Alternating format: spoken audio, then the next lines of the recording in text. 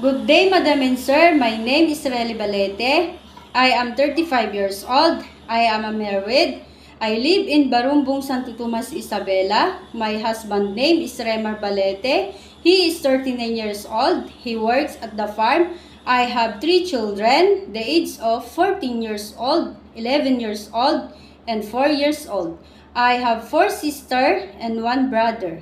I have experience as domestic helper in Jordan, the year of 2011 and 2013, finished contract. The main duties are taking care of the children, cooking, cleaning the house, wash and ironing the clothes.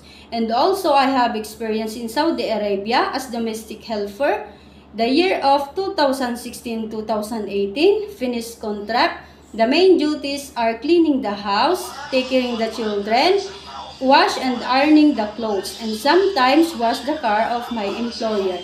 Please, Madam and Sir, hire me. I am a hardworking person, trustworthy, and God-fearing. I promise my duties and responsibilities, and I promise I will treat you like a second family. Thank you and God bless.